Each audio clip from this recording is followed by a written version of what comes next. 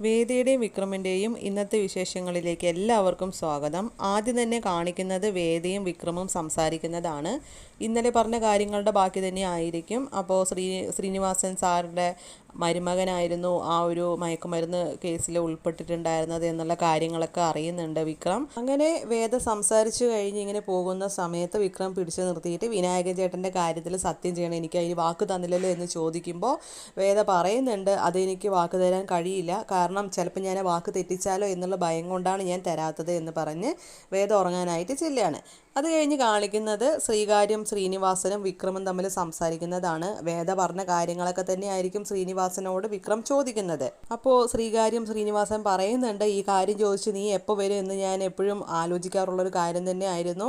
ഏതായാലും ഞാൻ അതിനുള്ള കാര്യങ്ങളൊക്കെ പറഞ്ഞു തരാം. അന്ന് അവിടെ ഉണ്ടായിരുന്നത് എൻ്റെ അനന്തരവനാണ് എന്നുള്ള കാര്യം ഞാൻ അറിഞ്ഞിട്ടുണ്ടായിരുന്നില്ല എന്നൊക്കെ പറഞ്ഞ് ഓരോരോ പച്ചക്കള്ളങ്ങൾ ഇങ്ങനെ പറയാണ് കേട്ടോ. അപ്പോൾ വിക്രം എടുത്ത് ചോദിക്കുന്നുണ്ട്, ശ്രീകുമാർ സാറിൻ്റെ അനന്തരവനാണോ എന്നുള്ള കാര്യം ചോദിക്കുമ്പോൾ അതെ, പക്ഷേ എനിക്കറിയില്ലായിരുന്നു അവൻ ഈ ഒരു കേസിൽ ഉൾപ്പെട്ടിട്ടുണ്ടല്ലോ എന്നുള്ള കാര്യമൊന്നും അറിയാതെയാണ് ഞാൻ മുന്നോട്ട് നീങ്ങിയത് എന്നുള്ള കാര്യങ്ങളൊക്കെ കുറേ നുണയൊക്കെ പറഞ്ഞ് വിക്രമിനെ ബോധിപ്പിക്കുകയാണ് ശ്രീകാര്യം ശ്രീനിവാസൻ.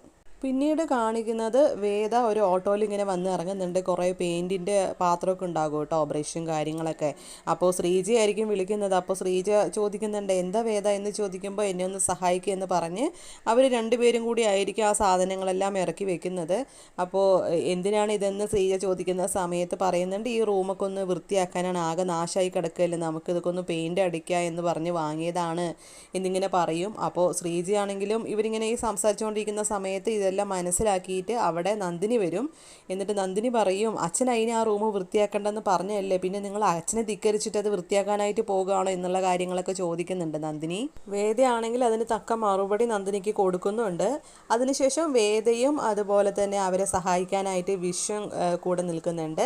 അവരെല്ലാവരും കൂടി അവരുടെ പണി ഇങ്ങനെ തുടങ്ങുകയാണ്, പെയിൻറ്റിങ്ങിൻ്റെ കാര്യങ്ങളൊക്കെ. വിശ്വനാണ് വന്ന് പറയുന്നത്, പെയിൻറ്റർ ഒന്നും വെക്കേണ്ട, നമുക്ക് അങ്ങോട്ട് ചെയ്താൽ പോരെ എന്നൊക്കെ പറഞ്ഞ് വേദയെ നല്ല രീതിക്ക് പ്രോത്സാഹിപ്പിച്ചിട്ട് അവർ തന്നെ അത് ഏറ്റെടുക്കണം ആ ഒരു ജോലി. അതേസമയം നന്ദിനി ആണെങ്കിൽ അവിടെ മാഷും അതുപോലെ കമലയും കൃഷി ചെയ്യുന്ന സ്ഥലത്തേക്ക് ചെന്നിട്ട് അവിടെ ഇങ്ങനെ പറമ്പില്ല കേട്ടോ, ഓരോ കാര്യങ്ങളൊക്കെ ഇങ്ങനെ ചെയ്തുകൊണ്ടിരിക്കുകയായിരിക്കും. അവിടെ ചെന്നിട്ട് ഈ കാര്യങ്ങളൊക്കെ അവിടെ പോയി പറഞ്ഞു കൊടുക്കുന്നുണ്ട്. അച്ഛ വേദ ആ റൂം പെയിൻ്റ് അടിക്കാനൊക്കെ പോകുകയാണ് എന്ന് പറയുമ്പോൾ മാഷാണെങ്കിലും പറയുന്നുണ്ട്, അതിന് ഞാനത് ധിക്കരിച്ചതായിരുന്നല്ലോ ഒന്നും ചെയ്യേണ്ടെന്ന് എന്നൊക്കെ പറഞ്ഞിങ്ങനെ കാര്യങ്ങളൊക്കെ ഇങ്ങനെ കേൾക്കുന്നുണ്ട് കേട്ടോ. അപ്പോൾ നന്ദിനി അവിടെ ഒരു കുത്തിത്തിരിപ്പ് ഉണ്ടാക്കാൻ വേണ്ടിയിട്ട് വന്ന് പറഞ്ഞ കാര്യങ്ങളൊക്കെ അവർ കേട്ടിട്ട് പിന്നെ നന്ദിനി അവിടുന്ന് പോകുന്നുമുണ്ട്. അത് കഴിഞ്ഞ് കാണിക്കുന്നത് ശ്രീനിവാസൻ സാറിനെ കാണാൻ വരുന്ന ആ ഒരു സീനാണ് കാണിക്കുന്നത്. വിക്രമിനെതിരെ പ്രവർത്തിക്കാൻ വല്ലതും നടക്കുമോ എന്നറിയാനാകും വരുന്നത്, അത് നടക്കില്ല എന്നൊക്കെ പറയുന്നുണ്ട്. അങ്ങനെ ശ്രീകാര്യം ശ്രീനിവാസനും ശ്രീകാന്തും തമ്മിൽ കുറേ കാര്യങ്ങൾ സംസാരിക്കുന്നതൊക്കെ കാണിക്കുന്നുണ്ട്. അത് കഴിഞ്ഞ് കാണിക്കുന്നത് വേദയുടെ അടുത്തേക്ക് മാഷ് വന്നിങ്ങനെ സംസാരിക്കുന്നതാണ്. അവരിങ്ങനെ പെയിൻറ്റിങ്ങിലായിരിക്കും. അപ്പോൾ ആ സമയത്ത് വന്ന് അച്ഛനെ കണ്ട ഉടനെ തന്നെ വേദ പറയുന്നുണ്ട്, അച്ഛ ഇതൊക്കെ ഞാനാണ് ചെയ്തത്, വേറെ ആരുമല്ല, ഞാനാണ് ഈ പെയിൻറ്റിങ് ഒക്കെ വാങ്ങിയത് എന്നൊക്കെ പറയുമ്പോൾ അതിന് ഞാനൊന്നും പറഞ്ഞില്ലല്ലോ, നിങ്ങൾ പെയിൻറ്റ് പണി തുടങ്ങിയെന്ന് നന്ദിനി വന്ന് പറഞ്ഞിരുന്നു, അപ്പോൾ ഞാൻ വന്ന് നോക്കാൻ വന്നതാണ്. ഞാൻ ദേഷ്യത്തിൻ്റെ പുറത്ത് ഈ റൂം വൃത്തിയാക്കരുത് എന്നൊക്കെ ഒത്തിരി പറഞ്ഞിട്ടുണ്ട്, പക്ഷെ മനസ്സിൽ അങ്ങനെയൊന്നും അല്ലായിരുന്നു. എനിക്കിപ്പോൾ ഇത് കണ്ടപ്പോൾ എന്തായാലും സന്തോഷമായി. എൻ്റെ ദേഷ്യത്തിന് ഞാനത് ചെയ്യേണ്ടെന്ന് പറഞ്ഞാൽ എൻ്റെ മക്കളിൽ ആരെങ്കിലും ചെയ്യുമെന്ന് എനിക്കൊരു പ്രതീക്ഷയൊക്കെ ഉണ്ടായിരുന്നു. പക്ഷേ അതിപ്പോൾ ചെയ്തിരിക്കുന്നത് മരുമകളാണ്, മക്കൾ ചെയ്യാത്തത് മരുമകൾക്കെങ്കിലും തോന്നിയല്ലോ, അതിലെനിക്ക് ഒരുപാട് സന്തോഷമുണ്ട് എന്ന് പറയൂ കേട്ടോ. അപ്പോൾ നന്ദിനി ഒന്ന് ഷോക്കാവുകയാണ്. ഓ, ഞാൻ വിചാരിച്ച പോലെയൊന്നും അല്ലല്ലോ കാര്യങ്ങളൊന്നും നടന്നത്, ഇതിപ്പോൾ പറഞ്ഞത് അബദ്ധമായി, ഇപ്പോൾ പറഞ്ഞപ്പോൾ അത് അവളെ പൊക്കി വെക്കുകയല്ലേ എന്നുള്ള ചിന്തയിൽ ഇങ്ങനെ നന്ദിനി ദേഷ്യം വന്നിട്ട് ഇങ്ങനെ റൂമിൻ്റെ അകത്തേക്ക് ചെല്ലുകയാണ് കേട്ടോ. പിന്നെ അവിടെ നിൽക്കുന്നില്ല ആൾ.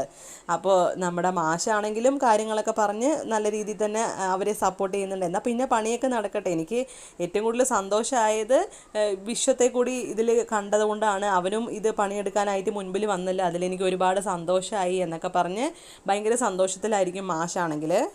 അതുമാത്രമല്ല മാഷ അവരോട് പറയുന്നുണ്ട്, കോണിപ്പടിയുടെ ആ ഒരു ഭാഗത്ത് കുറച്ച് പഴയ ഫർണിച്ചറൊക്കെ ഉണ്ട്, അതിലൊന്ന് ജസ്റ്റ് ഒന്ന് പഴയതാണെങ്കിലും അതിലൊന്ന് ടർപ്പൻ്റെനൊക്കെ അടിച്ചാൽ നല്ല അടിപൊളി ആയിരിക്കും, അത് ഇവിടെ കൊണ്ട് ഇട്ടോളൂ എന്നൊക്കെ പറഞ്ഞ് ഭയങ്കര സപ്പോർട്ടിങ് ആയിരിക്കും നമ്മുടെ മാഷാണെങ്കിൽ. അപ്പോൾ ഇന്നത്തെ എപ്പിസോഡ് ഭയങ്കര അടിപൊളിയായിരുന്നു. ഞാനാണെങ്കിൽ കട്ട വെയിറ്റിങ്ങിലാണ്. ശ്രീനിവാസൻ സാറിൻ്റെ തനി സ്വഭാവം വിക്രം അറിയണം എന്ന ഒരു ആകാംക്ഷയിലാണ് ഞാൻ. അപ്പോൾ ആ ഒരു എപ്പിസോഡ് അധികം വൈകാതെ തന്നെ ഉണ്ടാകട്ടെ എന്ന് ഞാൻ ആത്മാർത്ഥമായിട്ട് ആഗ്രഹിക്കുന്നു. ഇതുപോലുള്ള റിവ്യൂസിന് വേണ്ടി ഈ ചാനൽ മറക്കാതെ സബ്സ്ക്രൈബ് ചെയ്യുക.